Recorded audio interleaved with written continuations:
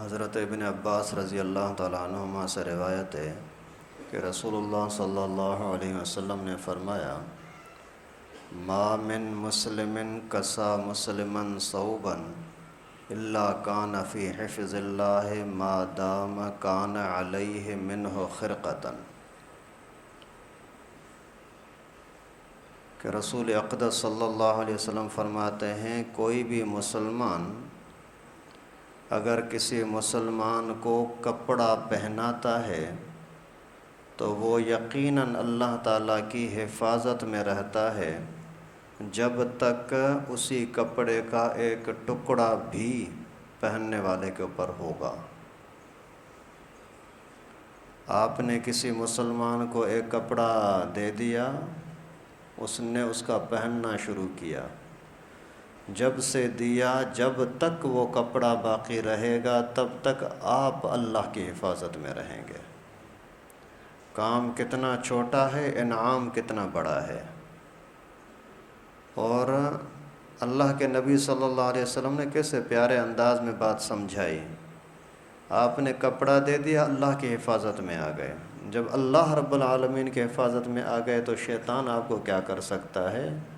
بے برکتی آپ کے قریب نہیں آ سکتی، کوئی پریشانیاں، بیماریاں، مصیبتیں آپ کے قریب نہیں آ سکتی، کیونکہ اللہ کی حفاظت میں آ گئے۔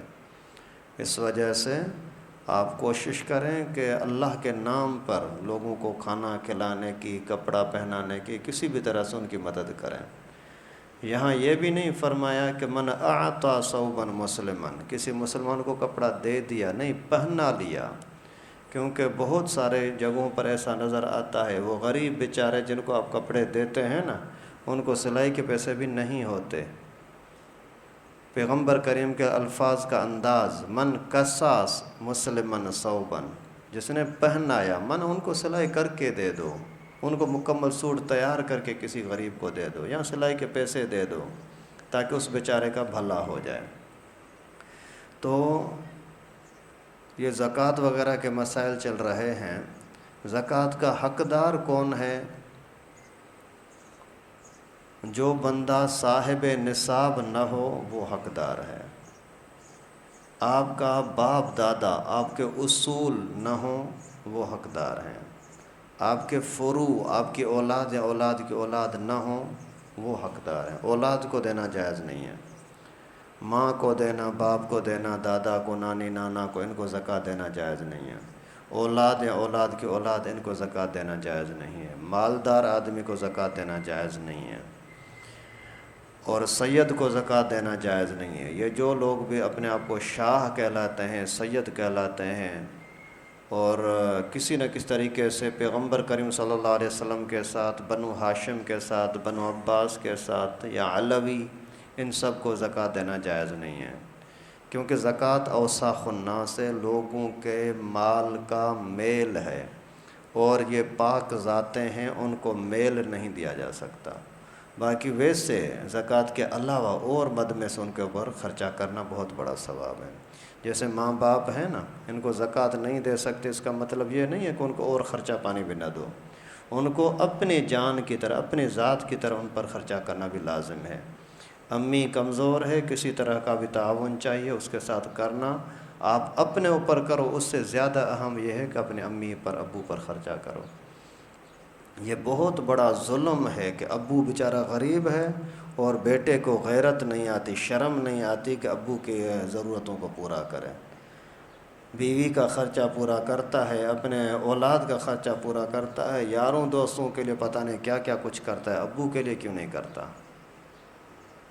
اور ابو بھلے مالدار ہو، ابو بھلے مالدار ہو، امی بھلے ضرورت مند نہ ہو، پھر بھی آپ کو جب بھی تنخواہ ملتی ہے کچھ نہ کچھ 500 1000 روپے اسے امی کے لیے دے دو، ابو کے لیے دے دو، اس کا دل خوش ہو جائے گا۔ آپ کو دعا نہ دے، صرف دل خوش ہونا، یہ بہت بڑی دعا ہے۔ اس وجہ سے لازمی ہے، پہلے جو ہوا ہوا، آج سے مہربانی کرو، اپنے ابو کو، امی کو، بھلے مالدار ہوں، ان کو آپ کے پیسے کی ضرورت نہیں ہے، آپ کو تو دعاؤں کی ضرورت ہے نا۔ آپ کو تو والدین کی خدمت کی ضرورت ہے نا، اس وجہ سے لازمی ہے اپنے ماں باپ کی کچھ نہ کچھ خدمت کرو، جو بھی اس کو چاہیے وہ دے دو، کچھ بھی نہیں چاہیے دل خوش کرنے کے لیے باہر سے آئے کوئی میٹھا لے کر کے، کوئی اور چیز لے کر کے، کوئی خوشبو لے کر کے دے دی، کوئی رومال، کوئی ٹوپی، کوئی کپڑے، ابو آپ کے لیے میں لے آیا ہوں، بھلے ابو ناراض ہے کیا بھی ہے لیکن آپ کے اوپر حق ہے کہ اس کو مناؤ، اس کا دل خوش کرو۔ خیر، اور اسی طریقے سے جو بالکل نابالغ بچہ ہے، بے سمجھ بچہ، اس کو بھی زکوٰۃ نہیں دے سکتے۔ اور کس کو دینی چاہیے؟ اپنے رشتہ داروں میں سے جو غریب ہوں ان کو زکوٰۃ دو۔ رشتہ داروں میں سب سے زیادہ قریب ترین رشتہ بہن بھائی کا ہوتا ہے۔ بہن اگر کمزور ہے، حقدار ہے، تو اس کو زکوٰۃ دے دو۔ بھائی کمزور ہے، اس کو زکوٰۃ دے دو۔ پہلے نمبر پر اپنے ابو کی اولاد یعنی بہن بھائی، پھر اپنے دادا کی اولاد، چچا کی اولاد، وہ اگر غریب ہیں، حقدار ہیں، تو ان کو زکوٰۃ دے دو، لیکن شرط ہے کہ صاحب نصاب نہ ہوں، ان کے پاس آج کل کے اعتبار سے تقریباً 1,20,000 روپے نہ ہوں، اتنا سونا نہ ہو، اتنا واپار کاروبار نہ ہو، اتنے پیسے نہ ہوں، تو ایسے لوگوں کو آپ زکوٰۃ دے دیں۔ اور اس کے علاوہ کوئی بھی غریب آپ کو نظر آتا ہے، اپنا ہو پرایا ہو، کوئی بھی اس کو دے دیں۔ مدرسوں کو خصوصاً اپنے مال میں سے کچھ نہ کچھ حصہ لازمی مدرسے میں دیا کرو، کیونکہ مدرسے کے دینے کے اندر ڈبل ثواب ہوگا، دین کو زندہ کرنے کا بھی، یعنی دین کی خدمت بھی، اور غریبوں کو کا حق بھی، جو اپنے آپ کو پوری دنیا سے کاٹ کر کے، ماں باپ کو چھوڑ کر کے دین سیکھنے کے لیے آئے ہیں۔ اور مدارس کے اندر نہ فیس ہوتی ہے، جتنے بھی یہ ہیں یعنی مسافر طلباء کے مدارس ہوتے ہیں، فیس بھی نہیں لیتے، اور کھانا بھی دیتے ہیں، رہائش بھی دیتے ہیں، کمرے بھی بنا کر دیں گے، بجلی ہے، گیس ہے، راشن پانی، ہر چیز مدرسے کی طرف سے ہوتی ہے، اور مدرسے کی اپنی آمدنی نہیں ہوتی۔ آپ کے ان صدقہ خیرات جو 10 روپے 100 روپے دیتے ہو نا، انہی سے اس کا گزارا ہوتا ہے، اور ان کے اعمال کا حصہ انشاءاللہ آپ کو بھی ملے گا، ان کے اعمال کے اندر کمی بھی نہیں ہوگی لیکن آپ کو بھی حصہ ملے گا۔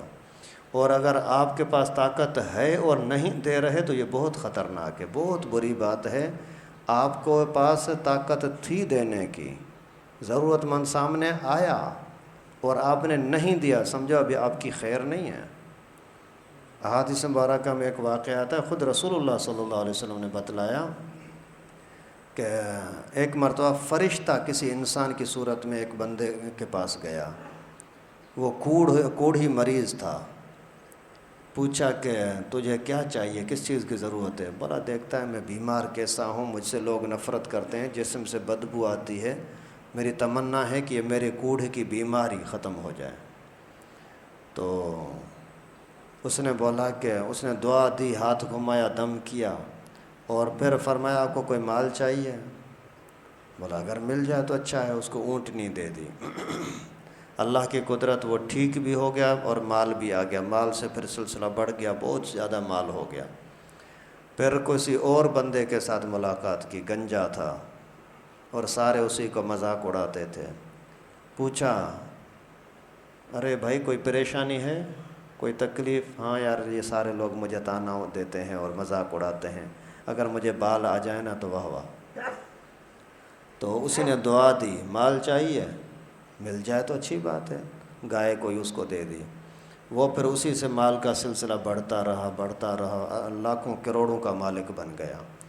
پھر اندھا، نابینا، اسی کے پاس اس سے ملاقات ہوئی، ارے بھائی کوئی پریشانی؟ یار اندھا ہوں، ابھی سے زیادہ اور پریشانی کیا، نظر ہی نہیں پڑتی۔ اچھا اس نے دم کیا، وہ بھی ٹھیک ہو گیا، اللہ کی قدرت سے، وہ فرشتے کے ہاتھ میں کوئی کمال نہیں تھا، اللہ کی قدرت سے تھا۔ اور اس کو بھی کوئی بکری دے دی، اللہ کے فضل سے اسی کے پاس بھی مال کا ایسے ریوڑوں کے ریوڑ بن گئے۔ پھر کچھ عرصے کے بعد انہی کے آزمائش آئی، وہی بندہ اللہ کے نام پر مانگنے کے لیے ایک کے پاس گیا، یار اللہ نے تجھے اتنا دیا ہے، کچھ مجھے دے دو، میں غریب ہوں، محتاج ہوں، اللہ نے غریب کیا ہے، ابھی میں کیا کروں، میری مدد کرو، جاؤ جا کر کے اپنا نصیب ڈھونڈو، میرے پاس کیوں آئے، میرے پاس اتنا پیسہ نہیں ہے، ارے بھائی تو بھی شاید کسی زمانے میں غریب تھا، تجھے اللہ نے اتنا دیا ہے، کچھ تو دے دے، اللہ نے تجھے دیا اسی میں سے کچھ دے دے، جا جا میرے پاس تو یہ اتنا اتنا اللہ پہلے سے ہے۔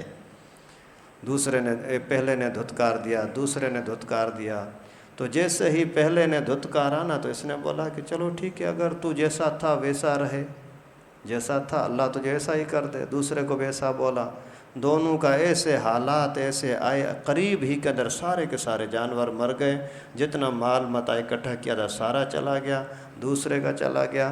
جس نے شکر کیا، بھائی ماں واقعی میں غریب تھا، میرے پاس کچھ نہیں تھا، ابھی جتنے جانور تجھے نظر آتے ہیں سارے لے جاؤ، اللہ نے دیے ہیں، اللہ کے نام پر مانگ رہا ہے نا، جو چاہیے لے جاؤ۔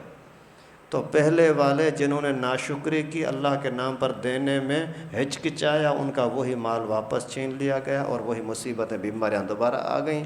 اور جس نے اللہ کا شکر کیا، اللہ کے نام پر دیا، تو اس نے بولا مجھے کچھ نہیں چاہیے، صرف آپ کا امتحان لینا تھا، مجھے کیا ضرورت ہے جانوروں کی۔ اللہ نے نہیں دیا، خیر نہ دو، اگر پھر نہیں دیا پھر بھی اگر کوئی ضرورت مند سامنے آ گیا تو پیسہ نہیں ہے، دعا تو دے سکتے ہو، دعا تو دے سکتے ہو نا۔ اگر مثال کے طور پر مانگنا اچھا نہیں ہوتا، لیکن کسی بھی مانگنے والے نے آپ سے مانگ لیا اور وہ ضرورت مند بھی ہے تو آپ اس کو دو، کچھ نہ کچھ دو۔ اگر نہیں دے سکتے تو اتنا بولو یار دعا کرو، اللہ تو اس کے لیے آسانی کر، اللہ تجھے تیرے لیے اچھا کرے گا۔ اس طریقے سے کوئی نہ کوئی اس کو دعا دے دو۔ اور اگر اسی ٹائم پر آپ نے کوئی بھی اس طرح کی کوئی شکایت کر دی، نعوذ باللہ کوئی بکواس کر دی، جا جا کیوں آیا ہے میرے پاس، سمجھو کہ ابھی اپنے آپ کے اوپر آپ نے بڑا ظلم کر دیا، ابھی تمہاری خیر نہیں ہے کہ کسی یعنی اللہ کی مخلوق کو ایسے تکبر کے انداز میں اس کو دھتکار دیا۔ خیر تو جو زکوٰۃ کے حقدار ہیں ان کو زکوٰۃ دے دو، جو زکوٰۃ کے حقدار نہیں ہیں ان کو دینے سے زکوٰۃ ادا نہیں ہوتی۔ مقروض آدمی کو آدمی زکوٰۃ دے سکتا ہے، غریب ہے، محتاج ہے، بیمار ہے، اس کو آدمی زکوٰۃ دے سکتا ہے، اور اسی طریقے سے مسافر آدمی کو آدمی زکوٰۃ دے سکتا ہے، اور کوئی قیدی وغیرہ قید کے اندر پھنس گیا ہے اسی کو آپ زکوٰۃ دے سکتے ہو۔ یا پھر اچھا آج کل یہ جو لوگ دیتے ہیں زکوٰۃیں دیتے ہیں اداروں کو، ایدھی والوں کو، اور جے ڈی سی، آج کل شیعوں کی تنظیم ہے جے ڈی سی، اسی کو زکوٰۃ دے رہے ہیں۔ وہ تو بھائی شیعہ ہے، اور شیعوں کی اکثریت تو کافر ہے الیاذ باللہ۔ جو صحابہ کو گالیاں دے اس کو آپ زکوٰۃ دے رہے ہو، زکوٰۃ تو ادا نہیں ہوگی۔ آپ کی زکوٰۃ بھی ادا نہ ہو اور آپ خوش ہو جائیں کہ بس میرا کام ہو گیا، کام نہیں ہوا۔ قیامت کے دن آپ کو زکوٰۃ نہ دینے کا گناہ بھی ملے گا اور غلط لوگوں کی مدد کرنے کا گناہ بھی ملے گا، جو آپ کے پیسوں کے ذریعے سے کفر پھیلائیں اور صحابہ کے خلاف بکواس کریں۔ اور اسی طریقے سے اور جو اچھے خاصے خدمت والے ہیں، مثال کے طور پہ بہت سارے اسپتال والے زکوٰۃ لیتے ہیں، یہ جماعت خانے والے بھی زکوٰۃ لیتے ہیں، اور ان کو زکوٰۃ دینا بھلے جائز ہو بھی لیکن وہ استعمال صحیح نہیں کرتے۔ ان کے پاس علماء مفتیان کرام نہیں ہوتے، بس جیسے ہی دیتے رہتے ہیں جو آیا۔ اس کی مثال آپ سمجھیں، کسی بھی جماعت والے کے پاس اپنا جماعت کا بندہ اگر جاتا ہے نا کہ مجھے بیٹی کے لیے جہیز لینا ہے، تو اسی کے لیے پتہ نہیں لاکھوں روپے کا جہیز کے پیسے اسی کو دے دیتے ہیں اور فرنیچر دیتے ہیں۔ اللہ کے بندے، آپ کا کسی شادی کے اندر غیر ضروری فرنیچر دینا، اسی میں پیسہ لگے، یہ زیادہ قیمتی ہوا یا کسی قرآن پڑھنے والے طالب علم کو یا کسی محلے کے غریب کو راشن دلانے میں اس میں زیادہ فائدہ ہوگا؟ اس وجہ سے ان کو دو جن کو آپ جانتے ہیں اور ان کے صحیح استعمال کا آپ کو پتہ ہے۔ اچھا اسپتال والوں کے اندر بہت سارے امیر لوگ بھی وہاں جا کر کے فارم بھر دیتے ہیں، بھائی ہمیں رعایت کرو، وہ پھر 50% زکوٰۃ میں سے نکال دیتے ہیں، تو آپ کی زکوٰۃ کہاں ادا ہوگی؟ اور اسی طریقے سے پھر اگر آپ نے ڈاکٹر کو بولا، اسپتال والوں کو بولا یار یہ مریض آ رہا ہے، اس کا آپ علاج کرو، اس کا پیسہ زکوٰۃ کے فنڈ میں سے میں دوں گا، آپ کی زکوٰۃ ادا نہیں ہوگی، کیونکہ زکوٰۃ کے لیے لازم ہے کہ حقدار اس کا مالک بنے، حقدار زکوٰۃ کا مالک بنے۔ آپ نے تو اسپتال والوں کو دے دیا، آپ نے اس میں بندے کو تو نہیں دیا، اس میں بھی زکوٰۃ ادا نہیں ہوتی۔ تو خیر جو بھی حقدار ہو، غریب ہو، اسی کو زکوٰۃ دو، اور یہ انتظار نہ کرو کوئی آپ سے مانگنے کے لیے آئے، جہاں آپ کو ضرورت نظر آتی ہے خود جا کر کے وہاں استعمال کرو، اسی میں بھلائی ہے، کیونکہ یہ ضرورت آپ کی ہے، اس کی ضرورت نہیں ہے، اس کی ضرورت بھلے ہو لیکن اس سے زیادہ ضرورت آپ کی ہے۔ اور اس وجہ سے علماء نے لکھا ہے اگر کسی کو زکوٰۃ دے رہے ہو اور زکوٰۃ کے بدلے میں بول رہے ہو کہ مجھے دعا کرنا، تو یہ بھی بے وقوفی ہے، آپ نے کوئی اس پر احسان تھوڑی کیا ہے۔ اور اگر یہ تو ایسا ہی ہوا جیسے دنیا کے اعتبار سے آپ کے ڈبے میں کوئی کچرا شچرا پڑا ہے، اس کو بولا یار یہ باہر جا کر کے پھینک دو، پھر اس کو بولو کہ دعا کرنا، یا میں نے آپ کے اوپر کوئی مہربانی کی ہے، تو یہ بھی مال کا میل ہے۔ جب میل اور کچرا دے رہے ہو تو پھر دعا کی کیا امید کرتے ہو؟ اس کا دل خوش ہو گیا، وہ خود ہی دعائیں دے گا، ظاہر ہے یقیناً دے گا، لیکن آپ تو اپنا فریضہ ادا کر رہے ہو نا، فرض ادا کرنے کے اوپر کسی کے اندر کیا لالچ رکھنا۔ تو مالی حق ادا کرنا بہت مشکل ہے، اس کے اندر اچھی طریقے سے چھان بین کر کے اور عزت نفس کے ساتھ، کسی کو بے عزت بھی نہ کرو، جس کو دینا ہے نا چھپا کر کے یا پھر ظاہر کر کے ہی دو، لیکن اس کے اندر اپنا متکبرانہ بڑا ہونا یہ ذہن میں نہ ہو، اور اس کو بتانے کی بھی ضرورت نہیں ہے کہ یہ زکوٰۃ کا پیسہ ہے، آپ کو معلوم ہو کہ یہ حقدار ہے، پھر اسی کو دو، تو اس کو بولنے کی ضرورت نہیں ہے۔ لیکن یہ مدارس والے آتے ہیں تو ان کو بھلے بولنا اچھا ہے، تاکہ وہ پھر الگ کرتے ہیں یہ مدرسے کا فنڈ کہاں لگانا ہے، صدقہ خیرات کا کہاں لگانا ہے۔ اللہ تعالیٰ سے دعا ہے کہ اللہ رب العالمین ہم سب کو مسائل کو سمجھنے کی اور شریعت کے مطابق استعمال کرنے کی توفیق نصیب فرمائے۔ وآخر دعوانا الحمدللہ۔